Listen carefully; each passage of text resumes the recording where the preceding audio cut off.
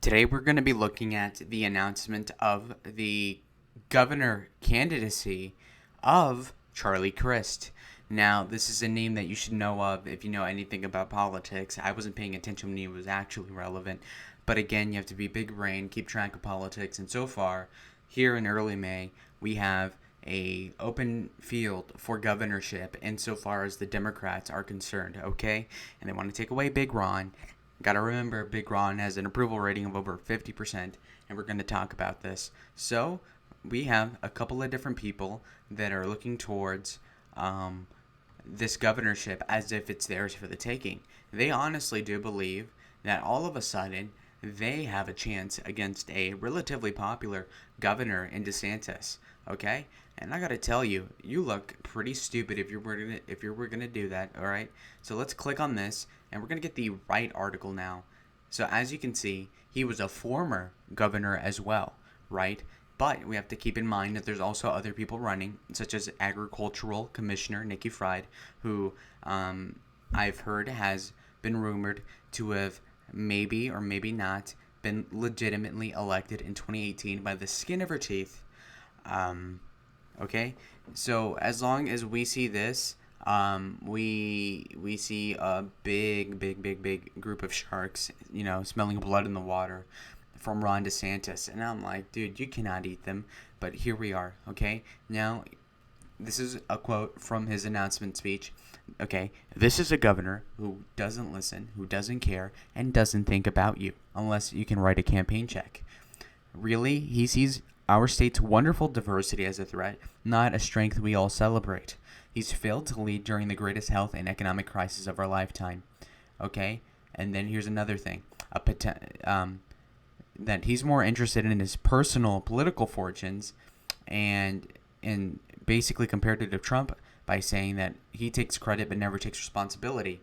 So, what does that mean? So, if we read into this, for example, this is a governor who doesn't care. Well, if you are imposing lockdowns, if you are mandating things, then it gives the facade of you caring about the virus, right? And because the liberals that are hearing that speech are basically thinking, oh, wow, DeSantis doesn't care about us dying from the COVID.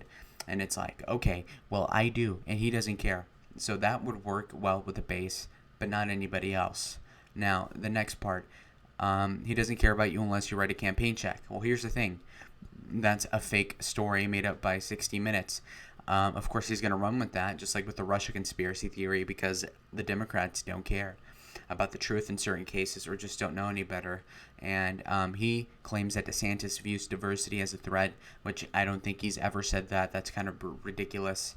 I don't know, man. And then he also has failed to lead during the greatest health and economic crisis of our lifetime, which I think is a bad criticism considering that the coronavirus numbers in Florida are average, and that's with everything open, more or less, which means that at worst he's doing mediocre. So hitting him on that is not going to work. And then again, hitting at the he's going to run for president. He doesn't give a shit about you guys, which is true, obviously, but that's another angle that he's working.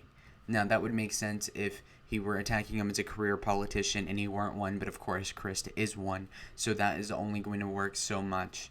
Okay, now, DeSantis got asked this, and I don't know why the hell his voice cracked so much, but he basically said, oh, what party is he going to be running under? And he votes with Nancy Pelosi 100% of the time. You might as well run Green Party this time, which I think is kind of funny, but his delivery is not as good as Trump's, obviously.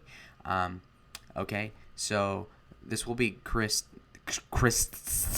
third bid for governor. He's run 3 times. He won in 2006 as a GOP candidate. He then ran for Senate in 2010, lost to Marco Rubio and this black guy called something, I think Kendrick Meeks.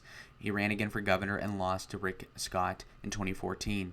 Okay, and when he was governor, he allegedly took moderate stances. He pushed to restore voting rights for former felons, okay, which is something that helps Democrats by and large. He eagerly got the stimulus money from Obama to help with the economy in Florida, which I don't have a problem with. Why wouldn't you take the free money, more or less? Also, he basically was anti-Tea Party, and he hugged Obama at a rally, and he said, I'm going to give Obama a chance, and Obamacare, blah, blah, blah, blah, blah. So he basically went from from moderate Republican to moderate Democrat is the way it works. All right. Now, he has to work with Nikki Fried in there, and we'll see what happens. But I'll go on to his Wikipedia, and I'll explain. So remember, this is with the backdrop of the 2018, a blue year, obviously. We have Ron DeSantis beating gay meth head Andrew Gillum by approximately 33,000 votes and about 0.4% of the total vote. So he barely wins. Now, again, it's 2018, so had it been a normal year, I think DeSantis probably would have won by maybe 2 to 3. So the fact that he barely won is actually a good thing. Now, if you look back to the elections prior to this one, we can see what the hell actually happened. So as you can see here, Jeb Bush was governor before Crist. After that, in 2006, in the Democratic wave year, Charlie Crist won by 7, which is kind of impressive. I'm not going to lie, because Florida is a swing state. But ultimately, if you're able to win as a Republican in a blue year by 7, that's a good look. So that is good. Now, as you can see here, he wins everything but this black part up here, as well as the Cuban part, and I don't know what the center thing is. Now, when we move on to 2010, of course, he doesn't run again, probably because he thinks that Senate gives him more power than governor. I don't know. Anyways, he runs. Rick Scott runs, beats the Democrat by 1.2, which is a little bad given the fact that it is a wave year and he barely wins. And Alex Sink, again, he's running against a girl whose name is Alex. Like, why isn't he winning by more? Now we move on to 2014, which is another red wave year. Not as much as 2010, but still. So the wind should be at Rick Scott's back. Of course, he fucks this up somehow by basically, I don't even know. He beats Crist by only 1%. That's not good enough, man. So that's that. As you can see here, Crist gets a little bit of, it's absolutely bizarre. He runs as a Republican 8 years before 2014, and he gets, let's say, like 10% of the black vote. Runs as a Democrat. Whoops, I got 90% of the black vote. I wonder how the fuck that works. Like, almost the same guy, maybe a little bit different on policy, and yet the black people switch their votes completely. So what the fuck? Puerto Ricans, same thing. So again, what are we thinking here, guys? Kind of weird. Now, if you can see here, Crist is obviously having a strength in the little hook part here, the Pinellas County area. So that's something to look towards. Now that's 2018. As you can see here, this is the vague map we're working with. And as I read his Wikipedia, you can get a better sense of what he's doing. If you look at the pedigree, he was born to Charles Joseph Crist, who's a Greek Cypriot, which is an island, and then Lebanese, which is kind of interesting. And then he has a white mother. Okay. And he has a weird name. The Greek name is Christodoulos, which is kind of weird. Anyways, he wasn't born rich from what I can tell, which means that, he did, work his way up, which is something. Now, again, he was in football, State University, undergraduate from Florida State, fraternity, went to a law school that wasn't that prestigious. Early career, we are working with a... He was hired as a general counsel for a sports thing, okay, and then he campaigned as an aide with Connie Mack III, who was a Democrat, I believe. Right? Was it? I don't know. Anyways, he eventually gets involved in politics in 1992, and keep in mind he was born in 1956, so this would make him about 36 years old. He gets elected to his first 2-year term in the Florida Senate in the 20th District, which is part of South Tampa and St. Petersburg, which is, again, that Pinellas area that I'm talking about, I'm pretty sure, that hook area in Florida. He defeats longtime state senator Helen Gordon Davis by a decent amount. He's able to then keep going as a state senator. He then eventually is part of a flipping of the legislature from Democrat to Republican, ostensibly in the 90s. Now, as a state senator, and remember, we need to keep track of how he is in his history as to then say, okay, is he consistent? So he is a law and order senator okay, of the state of Florida, sponsoring legislation to require inmates to serve at least 85% of their sentence before they're eligible for parole. He supports teacher salary increases, which is a stupid thing because, again, it should be more of a free market thing, not as, funding the teacher union or whatever. That's not a good thing. Supports charter schools, which is a good sign, and a specialty license plate for the Everglades Conservation, who I don't give a shit about. Now, he was a chairman of the Senate Ethics and Election Committee and investigated whether or not the Democratic governor at the time had made scare calls to senior citizens before the 1994 election, which Jeb Bush barely lost. In 1994, he was reelected to a fourth term in the state Senate, winning 63% of the votes, so he's pretty good electorally, at least at the state Senate level. Okay, that's good to know. Now, he then runs again for Florida Education Commissioner. In 1998, he is the Republican challenger to the incumbent Senator Bob Graham. He lost to Bob Graham by 26%. He gets his fucking teeth kicked in 1998, apparently. That's embarrassing as hell. That is embarrassing as I can ever tell you. That is losing by 26 in Florida. That is awful, okay? So he's all over the place electorally. Again, he does really well in the state Senate electorally, yet he gets his ass kicked by Bob Graham. I don't know. So in the year 2000, he was elected Education Commissioner of Florida, a position he held until 2003 as the result of the 1988 constitutional amendment of the state. He left this position and then he got elected to Florida Attorney General in 2002. He was elected there.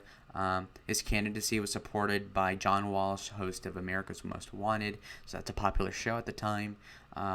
He got praised by civil rights and consumer groups. So he successfully advanced his political stature in the state by becoming Attorney General. Okay, now we move on from Attorney General in 2002. He moves on to Governor of Florida in 2006. Now, the fiscal policies are all over the place, as I've said. For example, he supported Obama's stimulus, which almost every Republican was against. And on gun policy, he basically prohibited employees from bringing a gun to the... Wait a minute. Oh, he signed a gun law that let employees bring guns into the workplace as long as they're secure. Okay, so that's a pro-gun thing he did in 2008. This was 12 years ago, apparently. Now, abortion. Now, he's been all over the place with this. All right? Now, he voted in part to make a mandatory waiting period before a woman can have an abortion, which is a pro-life procedure. And then, to restrict the ability of getting an abortion on demand. In 1988, while running for the U.S. Senate, he said that he believes in a woman's right to choose, but would prefer only after careful consideration and consultation with the family, her physician, and her clergy, and not her government. So as you can see here, when he's in a tough election against Bob Graham, who kicks his ass anyway, he becomes pro-choice when it's politically convenient, even though as a state senator, he had done stuff to prohibit abortion to an extent, or inhibit it. Now, in a debate that year, he said that he did not support a constitutional amendment banning abortion. In 2006, while running for governor of Florida, he said he did not support overturning Roe v. Wade. Okay, and then he opposed that mandatory 24-hour waiting period before a woman could have an abortion, even though he literally did that before as a state senator. Now, again, when he was running for U.S. Senate, okay, the actual Senate in 2010, he said he would fight for pro-life legislative efforts and described himself as pro-life. By March of 2010, though, rumors had swirled around that he would leave the Republican Party and become an independent. Crist reiterated that he did not support overturning Roe v. Wade and told the Christian Family Coalition group that we have to instead change the laws and change people's hearts, which is a complete cop-out, by the way. In June 2010, after leaving the Republican Party and becoming an independent, he removed the anti-abortion language from his website. Shortly thereafter, he voted to veto a bill to require women seeking abortions to pay and receive for an ultrasound, and called it punitive and almost mean-spirited. So again, after he thought it was politically convenient to run as an independent, he changes his mind on abortion. Again, this is definitely not something in his heart. He's a grown man, and he said, you know what, if I'm going to be an independent and not a Republican, I cannot be strong on abortion issues. So again, he walks it back. Okay, so he was pro-life in the state Senate, pro-choice. Pro-life as a Republican governor, and then running for Senate, he's again pro-choice. As you can see here, he's full of shit. Now, on the gay rights thing, he proposed a state constitutional amendment banning same-sex unions. No, wait, sorry. No. There was a ballot initiative to do so, but Crist said that it was unnecessary because the law already barred same-sex marriages. But in September 2005, Crist had signed a petition for that amendment to happen in the first place. So again, that's another flip-flop. Now, in a debate on a radio show in 2006, Crist indicated support for civil unions, which is what the Democrats were proposing before gay marriage, because that was more accepted at the time, and that was legally, that makes more sense legally than does gay marriage, by the way, but even still, that's a bad thing. In 2010, after becoming an independent, during that Senate race that I'd mentioned before, he declared support for civil unions, okay? So, I don't know where the fuck he is on these issues, right? As governor, Crist de-emphasized the marriage issue, saying in 2007 that it's not an issue that moves me. I'm a live and let live kind of guy. So again, he cannot be socially conservative. When he's flip-flopping on the gay thing, he's flip-flopping on the abortion thing. And again, you can't say, well, he was in college. No, this guy's like fucking, he's 40 years old doing this. He's 50 years old doing this. So no. Now, he initially supported a ban on same-sex adoption, which has been there since 1977. And he's always supported that up until 2010, eventually, I think.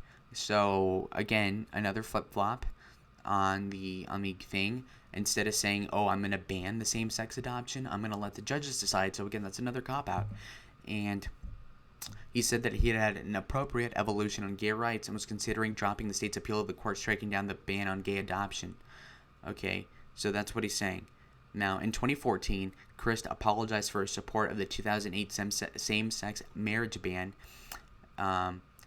It was a mistake. I was wrong. Please forgive me. Fuck you, Charlie Crist. So again, he walks back on the gay issue, which is really embarrassing.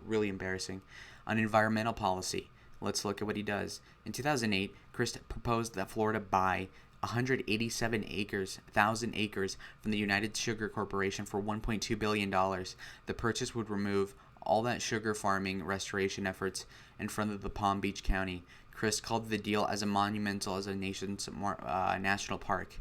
Economic forces forced the purchase to be reduced to just 73,000 acres of the sugar plantation. Okay, so Crist announced plans to sign executive orders to impose strict air pollution standards in Florida, and he was trying to reduce the greenhouse gas emissions of Florida by 80% in 60 years or something like that. And he also, in his gubernatorial campaign, said that he opposed offshore drilling. And then he changed his mind again when the price of oil went up. So again, he's flip-flop. And this is worse than John Kerry, guys. Because at least John Kerry's an open Democrat. John Kerry stuck with the Democratic line more or less. This fucker is going Republican, Independent, Democrat, Independent, blah, blah, blah, blah, blah, blah, blah, blah, blah, blah. So again, not looking good at all. Now, as governor, he supported the death penalty, which does not fly with the Democrats. We'll see if he changes his mind here. So let's look at this. Crist vetoed an education bill that would have linked teachers' pay to test scores, a piece of legislation that the conservatives strongly supported. So again, bucking the conservative trend, which is not a good thing, probably. Now, fundraising controversies. In 2006, Crist attended a fundraiser at Mar-a-Lago hosted by, guess who, Donald Trump, with the guests paying $500 to attend. Two of the guests became subjects of controversy. One, Volodymyr Shevban, was okay, whatever, blah, blah, blah, blah, blah. Okay, point is that he tried to get in a fundraiser with Donald Trump's group, and again, so he criticizes Donald Trump now, but 15 years ago, Trump was fine. So either his personality is okay and his policy is bad, or both of them are bad and he was lying the whole time. Pick one. Anyways, let's move on. In 2008, Senator John McCain endorsed Crist's campaign for governor in 2006 and even traveled the state with him. The day before the general election, he held an event in Jacksonville. Later, where the Republican presidential primary debates were held in St. Petersburg, Crist embraced McCain, but former New York City Mayor Rudy Giuliani also campaigned in there and had sought the endorsement of the governor. He moved the primary date, whatever. Let me see what else. Oh yeah, Crist endorsed McCain for the primary. Again, McCain is a moderate. That makes sense. Also, I guess they were political buddies. That makes sense as well. So that's that.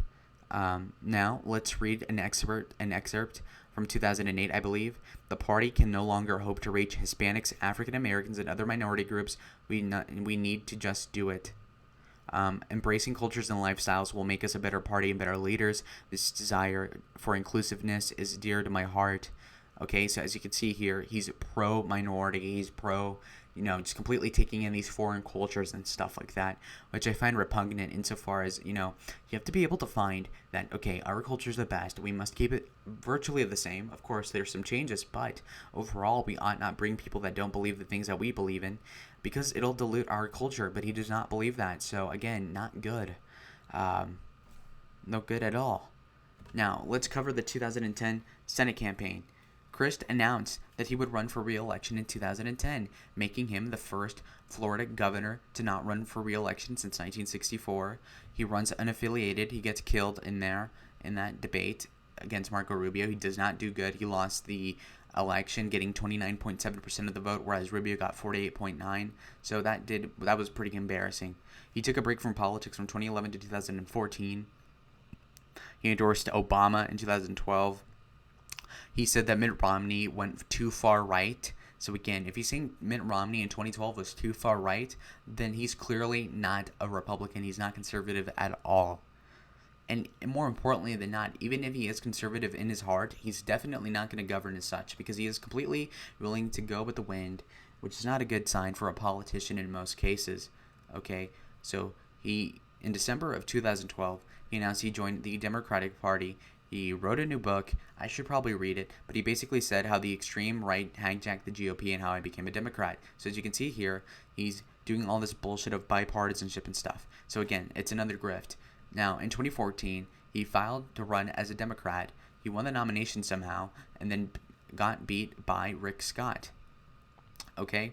Now, again, he needs more political juice because he is ambitious. Okay? So, again, he runs for the Democratic nomination of the 13th Florida District. So that was in 2016.